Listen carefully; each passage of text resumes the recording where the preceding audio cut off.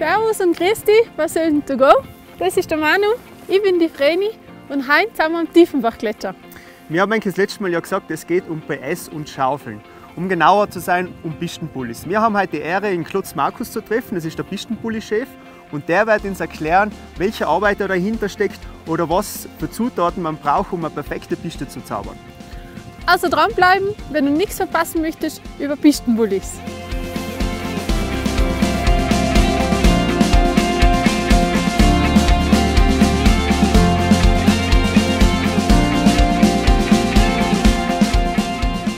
Grüß dich Markus, du bist der Pistenbully-Chef von Sölden. Ja.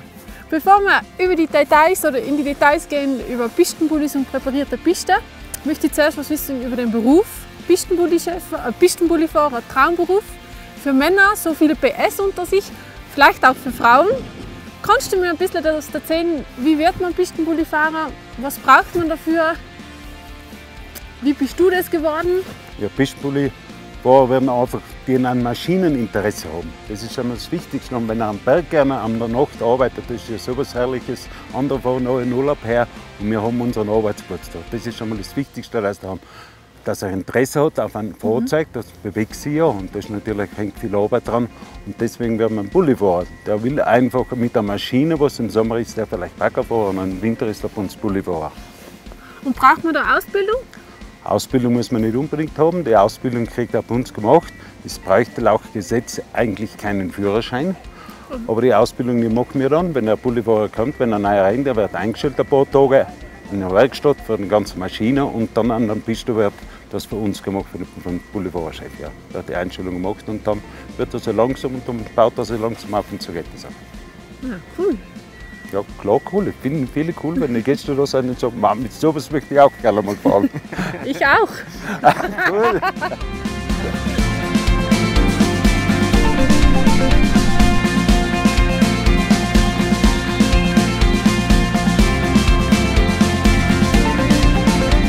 Markus, wir haben ja eine Vorgeschichte miteinander, das heißt, wir haben ja schon mal vor langer Zeit miteinander auf der Base gearbeitet. Das heißt, ich kenne mich ein bisschen aus im Funpark-Bau. Jetzt haben wir ja hier ein super Event, der Contest ist am 14. April, das heißt die Audi 9s, die Weltelite für die Ski-Freestyler und Snowboarder werden da in Sölden sein. Kannst du mir erklären, habt ihr eine Vorbereitungszeit oder inwieweit unterstützt ihr das ganze Event? Ja, sicher brauchst du eine Vorbereitungszeit, weil das ist ja eine Schneemasse. Ungefähr 80.000 Kubik, was wir da Schneemasse zusammenschieben müssen, dass nicht ein Event überhaupt bauen, dass wir das überhaupt bauen können. Und das ist hauptsächlich unsere Aufgabe für die Bergbahner und für unsere Bullifahrer, dass wir das so herrichten, oder dass die dann, wenn wir kommen und dann wir das bauen können. Und das ist unser Großteil und dann natürlich braucht schon ein bisschen Zeit dazu, dass du denkst, 80.000 Kubik, das ist ja nicht von heute auf morgen zusammengeschoben. Ja. Und das ist unsere große Aufgabe und die natürlich, wenn die dann alle da sind, zu unterstützen, ja, dass wir das bauen. Ja, lässig. Jetzt sind wir da schon hinter uns, weil sie fleißig arbeiten. Wie viele Maschinen habt ihr dabei gern? Ja, jetzt haben wir heute da sind noch 2, 3. Zwar sind noch weiter unten, die was da dabei sind. Alles zusammen werden dann zu einem ganzen Bau, das kann sich eigentlich keiner vorstellen. Da sind 7, 8 Maschinen, die was sich da noch mit befassen und da arbeiten. Also kannst du sagen 14 Tage. Da braucht man einen Bagger, das ist ja nicht die ganzen Schanzen zu machen. Da brauchst du 2 Bagger, 3. Die das alles vollständig. Die Schäper, kommen da 20 Schäper, die was arbeiten, das ist ein Riesenaufwand, aber wir hoffen noch, dass es ein Riesen-Event wird. Ja, sehr cool. Also, save the date, 14. April am Tiefenbachgletscher. Der ganze Gletscher ist ein Funpark und es wird sicher cool werden.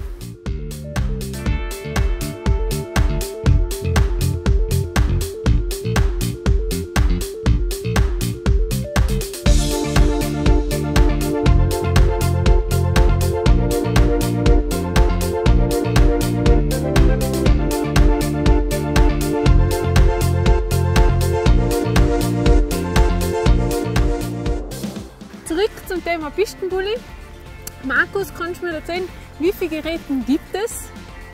Ja, wir haben in unserem Skigebiet der Bergmann in Sölden haben alles zusammen 27 Pistengeräte. 2 davon, 25 bewegen sich tagtäglich und 2 hat einen Kran dran und zusammen ist eine Kabinenmaschine. Ja. Okay, und wie viele sind gleichzeitig dann in Betrieb, die 25? Und die 25 sind tagtäglich am Abend sind in Betrieb, ja ganz genau. Der Pistenbullifahrer hat einen Spitznamen, Held in der Nacht. Warum? Ja, den Namen haben wir uns nicht selber gegeben. Den haben uns die Leute, die das noch zum Skilaufen kommen, die am Abend nachgefunden sind, wenn sie den nächsten Tag in der Früh kommen und sehen, wie perfekt die Piste präpariert sind. Deswegen haben wir den Namen gekriegt, Helden der Nacht, weil wir ja der Nacht arbeiten. Ja, logisch. Recht haben Sie. Aber manchmal ist die Piste nicht ganz so perfekt präpariert. Wie kann das sein? Natürlich die Piste, wenn ich es am Abend präpariere, hat die Zeit, dass sie hart werden kann für den nächsten Tag. Wenn natürlich in der Nacht der Schneefall ist und von 30 cm Neuschnee gibt, und da müssen wir in der Früh mit dem Schnee müssen wir ja präparieren. Und dann hat der Schnee ja keine Zeit, dass er sich verhärten kann. Und deswegen, wenn wir eine Stunde Skifahrer drüber fahren, gibt es natürlich gleich Hügel ab. Deswegen ist das ist nicht immer gleich präpariert und der Schnee, der braucht ja auch seine Zeit zum Aussehen. Ja. Ja. In Söden gibt es 244 Pistenkilometer. Wie viele Stunden braucht ihr, bis man alle Pistenkilometer präpariert hat? Wir fangen um 16 Uhr an zu präparieren oder um 16.30 Uhr und arbeiten mit den 25 Maschinen, arbeiten wir ungefähr bis 23 Uhr. Das ist unser Tagesverlauf. 7 Stunden ungefähr, ja. Ja, 7 Stunden ganz genau. Und wenn im Auto unten alles also langsam in der Ruhe geht, dann können wir auch nach Hause gehen. Jetzt haben wir einige Informationen über Pistenbullis bekommen von dir, Markus. Es wäre natürlich eigentlich ganz super, wenn wir vielleicht auch selber in einem Pistenbully fahren dürfen. Komm ab. Begleite dich hin zu meinem Pistenbully und dann werden wir schauen. Darf ich, oder? Okay, jawohl. Ja.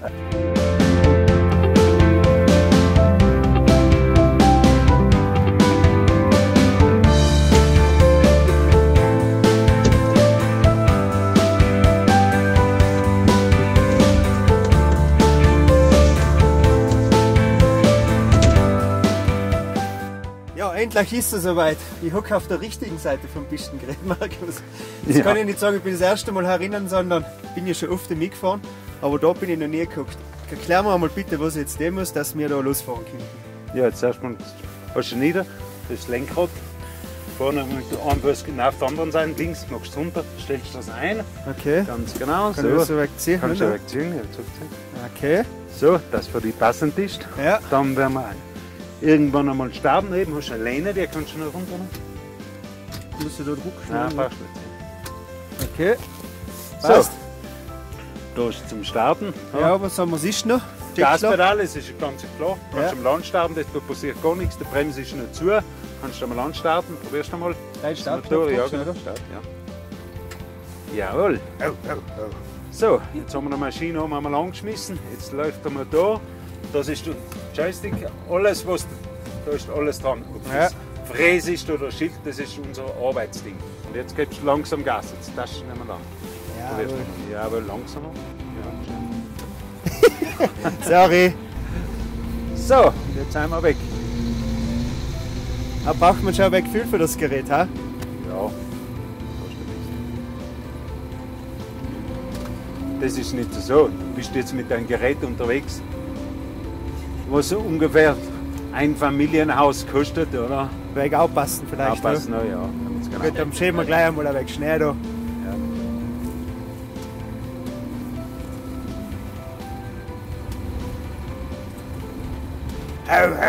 Ja, mehr Ja, Power. Ja, Manuel. Wunderbar machst du das. Ich kann ein bisschen Pistenbullifahrer werden.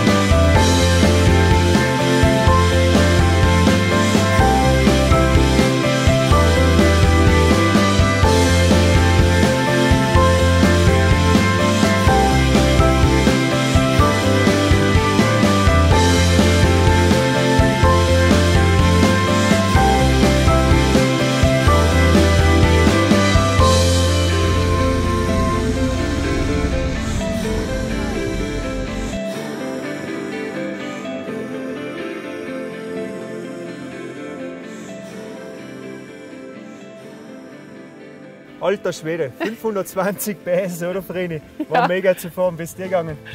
Voll cool, aber ich brauche noch ein bisschen Übung. Ja, ist alles, da sieht man gleich, dass so ein krasses Gerät sich gar nicht so leicht fährt. Also, Nein. wenn du einmal die Möglichkeit hast, so ein Gerät zu testen oder mal irgendwo ein Testtag ist, nehmt es einfach her. Wir möchten jetzt einmal Danke sagen, Markus, dass wir mit dir heute den Tag verbringen können, dass du uns das Ganze gezeigt hast. Aber was viel wichtiger ist, wir sind der Meinung, die Pistenbullifahrer brauchen einen großen Dank, gell? Die Helden der Nacht, weil jeden Tag in der Früh so eine gut präparierte Piste zu finden, ist eigentlich, glaube ich, nicht ganz selbstverständlich, aber wir haben es halt alle Tage. Jetzt möchten wir Ihnen aber noch mal weiter auch helfen, oder? Gut, wir haben eine Arbeit noch und so. Danke, ciao. Vierte Markus, ciao. So, uns hat interessieren, was dir gefallen hat oder was dir gefällt beim Pistenbully oder Pistenbully fahren.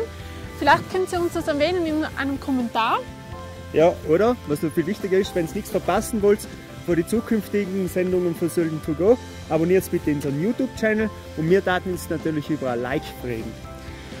Und bei der nächsten Sölden to go geht es um Schonskilau und alles, was dazu gehört. Da freue ich mich schon voll drauf, oder? Und jetzt sagen wir Danke fürs Zuschauen, ciao, ciao und bis zum nächsten Mal im Hotspot der Alpen.